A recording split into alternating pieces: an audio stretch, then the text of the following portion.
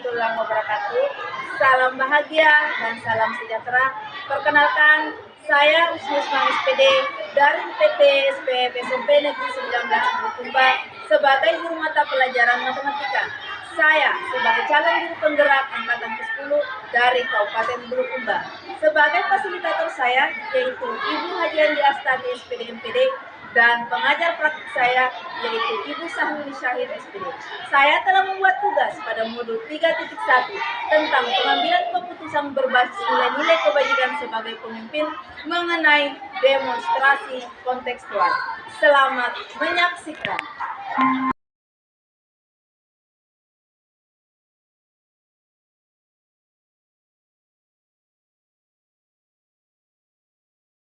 Wabarakatuh Pak Haji. Waalaikumsalam warahmatullahi wabarakatuh. Ya, bagaimana kabar Pak hari ini Pak Haji? Alhamdulillah sehat walafiat. Saya minta isi waktu beberapa menit dari Pak Haji dalam konferensi wawancara bersama Pak Haji mengenai tugas saya pada program pendidikan berat yang saya selesaikan. Jadi untuk hari ini saya akan melakukan proses wawancara bersama Pak Haji. Ya, silakan.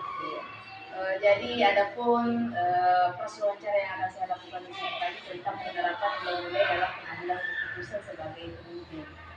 Ya. Jadi adapun bentuk pertanyaan saya Pak Haji yang pertama itu,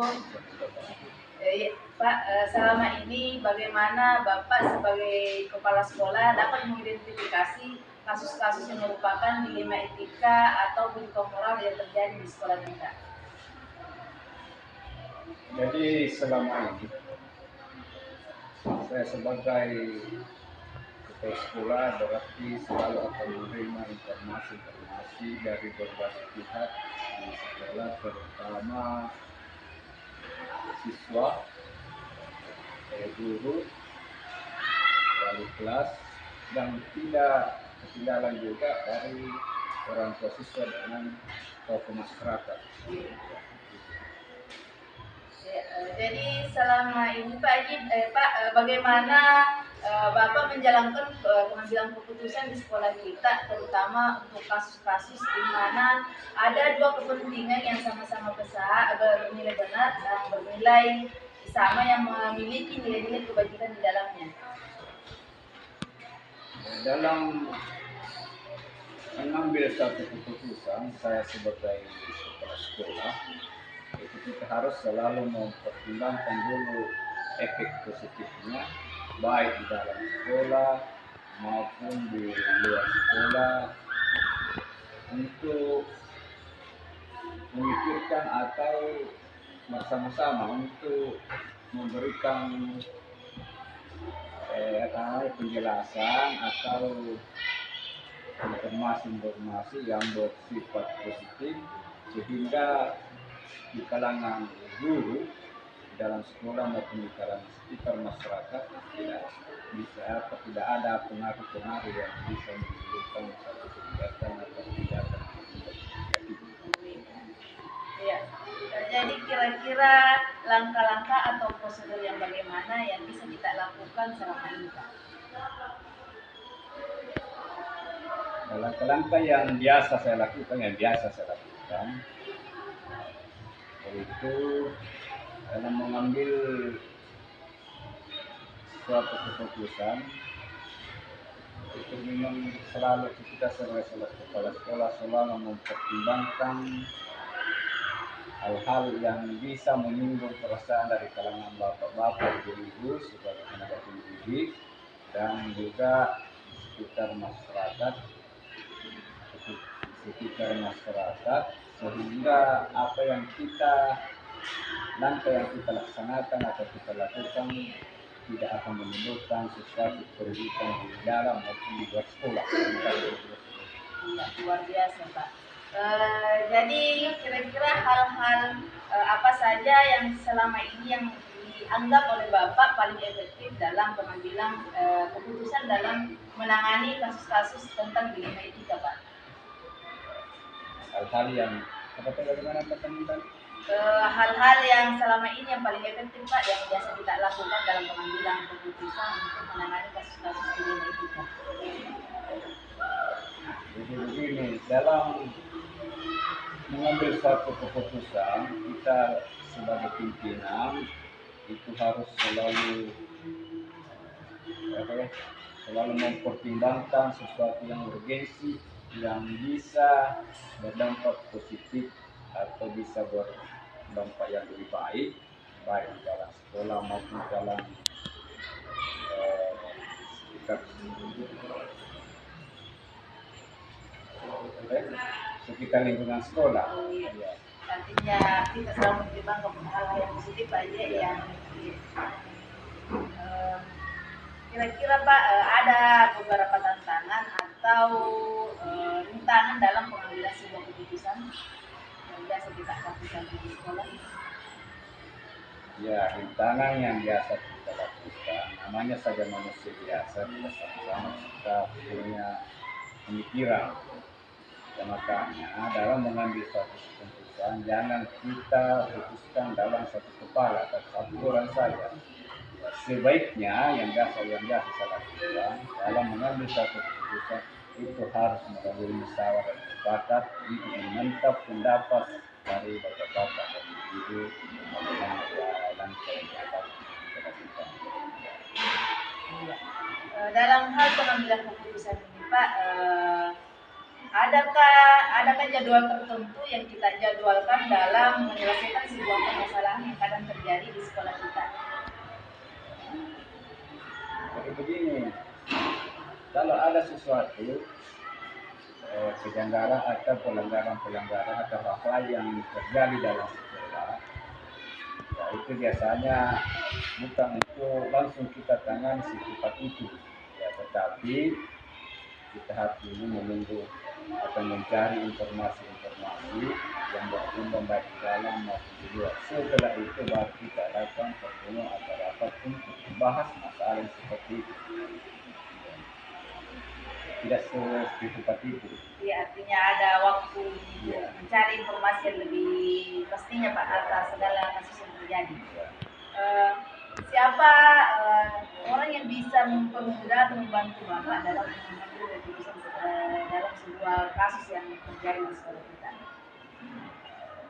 Ya, untuk mengambil suatu keputusan dan menyelesaikan suatu masalah, pertama ya kita panggil semua teman-teman. Assalamualaikum warahmatullahi wabarakatuh. Itulah tadi kegiatannya proses wawancara yang saya lakukan bersama Kepala Sekolah UIT SPP Negeri 19 bersama Bapak Haji Sahri SPD MPD mengenai penerapan nilai-nilai dalam pengambilan keputusan sebagai pemimpin.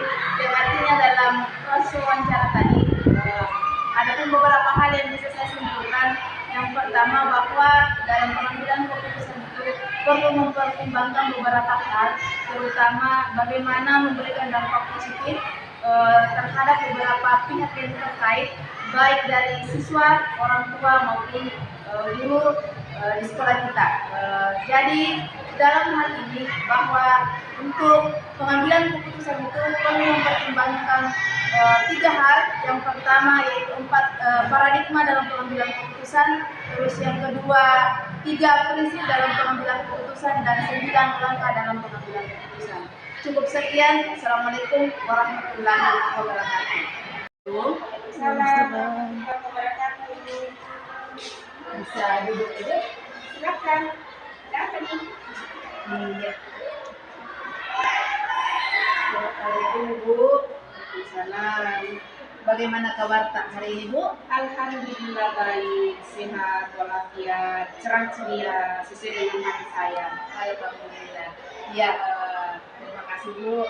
Jadi adapun tujuan saya ke ruangan Ibu hari ini, saya ingin melakukan proses wawancara untuk memenuhi salah satu tugas saya pada program pendidikan pendidikan berat, yang dimana tugas saya di sini ingin mewawancara Ibu. Jadi saya butuh waktu Ibu beberapa menit kemudian ke depan untuk melakukan proses wawancara tentang pengambilan keputusan dalam memimpin sebagai pemimpin. Bisa Bu? Boleh, luar biasa ya, saya dijadikan responden untuk diwawancara kayak pejabat saja penting ya. Sangat penting ya. Alhamdulillah sangat penting Bu untuk memenuhi salah satu tugas saya insyaallah. Iya. Jadi ada pun beberapa pertanyaan yang ingin saya ajukan sama ibu, mudah-mudahan ibu berkenan untuk menjawab pertanyaan-pertanyaan yang insya Allah ajukan sama ibu. Iya, jadi dalam hal ini Bu, kita kan alhamdulillah sudah bersama-sama beberapa tahun di sekolah ini dan mengalami beberapa kasus mengenai siswa. Jadi ada pun pertanyaan saya itu yang pertama, selama ini bagaimana Ibu sebagai koordinator guru BP dan BK dapat mengidentifikasi kasus-kasus yang merupakan dilema etika atau kedudukan moral yang terjadi di sekolah kita? Kalau mengenai kasus, tapi nggak sampai separah yang sering terjadi di luar ya. Kalau di sekolah ini kan kasus-kasus yang terjadi itu masih dalam kecil-kecilan kalau menurut saya, karena belum pernah melibatkan pihak yang berwajib, masih kapasitas dalam lingkup sekolah ini. Kalau yang ini malah ada yang terbaru itu yang tentang status orang tua siswa yang kebetulan anaknya dicukur di sekolah, itu contoh yang paling kecil. Penyelesaiannya juga sangat mudah sekali, melakukan komunikasi dengan orang tuanya, menyampaikan kepada orang tuanya apa saja pelanggaran yang dilakukan anaknya di sekolah, kemudian melibatkan teman-teman yang lain, rekan-rekan sejawat yang mungkin mulai dari wali kelasnya sampai dari guru yang yang langsung ke kelas untuk mengajar setiap mata pelajaran, sampai alhamdulillah semua kasus itu dapat diselesaikan dengan baik. Kemudian anak-anak juga sudah mulai berubah ke arah yang lebih positif. Oh ya, bagus ya. Jadi berarti selama ini bagaimana Ibu menjalankan pengambilan keputusan di sekolah kita, terutama dalam hal kasus yang Ibu sebutkan tadi tentang orang tua siswa yang tidak terima anaknya dicukur ya Bu? Iya, yang artinya di sini kan ada dua kepentingan yang sama-sama berbeda benar atau salah. Yang kedua ini berpikir bahwa pada saat anaknya dicukur ada juga melihat kebenaran yang dia itu. Kita juga sebagai guru sekolah kita juga memiliki gitu yang benar. Kira-kira bagaimana proses pengambilan keputusan? Jadi sebenarnya itu yang membuat saya sampaikan yang namanya media sosial itu ada banyak orang yang bisa melihat, menyaksikan, dan ini sudah atas nama sekolah kita. Artinya yang instansi itu kan sudah mengatasnamakan sekolah, meskipun yang kita sendiri, yang kita coba ini kan cuma satu orang anak, tetapi sudah melibatkan sekolah, artinya semua guru dalam lingkungan. Dan alhamdulillah diselesaikan komunikasi juga. Jadi pada saat orang tuanya belum, ini kan orang tuanya bikin satu dalam keadaan emosi, belum komunikasi dengan pihak sekolah. Saya sebagai pribadi, salah seorang guru yang berada di sekolah itu melakukan komunikasi komunikasi dengan orang tua yang ada di luar negeri merantau, sementara anaknya ada di sekolah kita ini begini.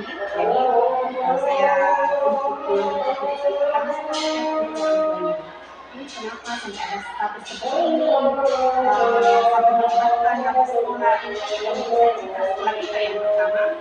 Kemudian yang kedua membesar citra guru yang ada di sekolah ini, dan itu harus diselesaikan. Jadi saya berpikir alhamdulillah saya berkomunikasi dengan orang tuanya, menelpon, ini Bu, kenapa ada status seperti ini, kenapa ada kata-kata seperti ini. Setelah didalami ternyata orang tuanya bikin status dalam keadaan emosi sebelum tahu bahwa anaknya yang melakukan pelanggaran beberapa aturan sekolah, yang diberikan penjelasan bahwa anaknya seperti ini Bu, kita tidak langsung dicukur. Jadi bukan cuma anaknya saja yang dicukur, semua anak yang memang rambutnya sudah tidak pantas sebagai seorang pelajar itu dirapikan. Jadi bukan digundul ya, dirapikan, dipangkas rapi.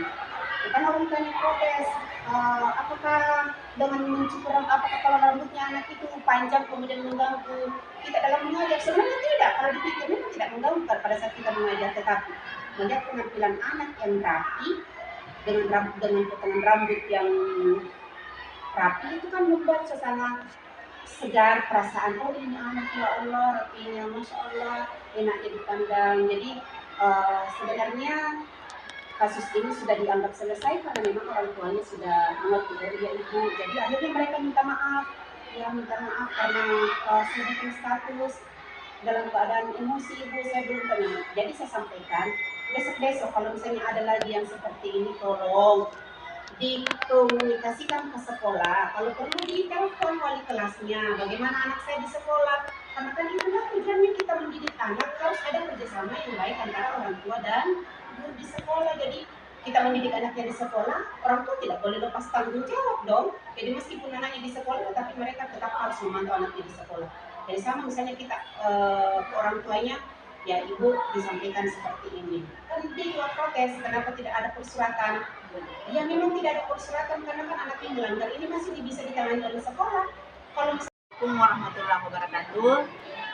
Selamat siang. Jadi itulah tadi proses wawancara yang saya lakukan pada salah satu rekan kerja saya sebagai koordinator guru BP dan BK.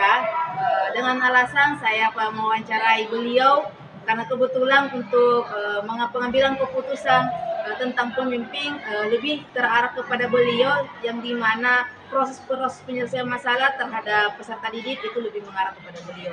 Adapun kesimpulan yang bisa saya dapatkan di sini, yang artinya bahwa dalam proses pengambilan keputusan ada 3 hal yang perlu kita pertimbangkan. Yang pertama, seperti materi yang saya dapatkan pada pendidikan guru penggerak di LNS, yaitu yang pertama itu ada 4 langkah nilai-nilai dalam pengambilan keputusan. Yang pertama, individual lawan masyarakat. Terus yang kedua, rasa keadilan lawan rasa kasihan. Terus yang ketiga, kebenaran lawan kesetiaan. Dan yang keempat, jangka pendek lawan jangka panjang. Yang artinya dalam kasus tadi yang telah dibahas bersama koordinator guru BP dan BK, kita di sini mempertimbangkan sebuah nilai yang keempat tentang jangka panjang, jangka pendek dengan jangka panjang. Terus yang ketiga, yang kedua tentang 3 prinsip dalam pengambilan keputusan. Jadi ada 3 prinsip pengambilan keputusan yang perlu kita pertimbangkan. Yang pertama yaitu berpikir berbasis hasil akhir, yang artinya di sini di mana konsekuensi itu ditentukan pada hasil akhir dari sebuah tindakan. Terus yang kedua, berpikir berbasis peraturan, yang artinya di sini bagaimana peraturan itu dibuat setelah menentukan sebuah keputusan. Terus yang ketiga, berpikir berbasis rasa peduli. Dalam hal ini yang diterapkan dalam kasus tadi adalah rasa peduli, yang artinya di sini kepedulian kita terhadap situasi yang akan dirasakan oleh orang tua yang akan berdampak pada murid. Terus yang ketiga adalah 9 langkah pengambilan dan pengujian keputusan dalam sebuah penyelesaian permasalahan. Jadi di sini tadi setelah proses wawancara bersama guru BK, koordinator guru BK dengan guru BP, dalam pengambilan keputusan di sini semua telah terkandung dari 9 langkah pengambilan keputusan. Cukup sekian saya ucapkan. Assalamualaikum warahmatullahi wabarakatuh.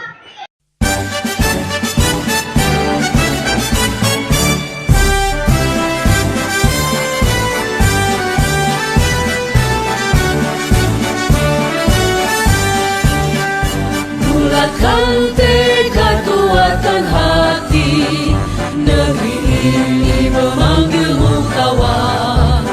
Belajar bergerak berbagi untuk negeri, guru penggerak majukan pendidikan. Guru penggerak menghamba pada murid, kreatif rancang pembelajaran. Hargai potensi, tingkatkan prestasi, lahirkan profil pelajar Pancasila.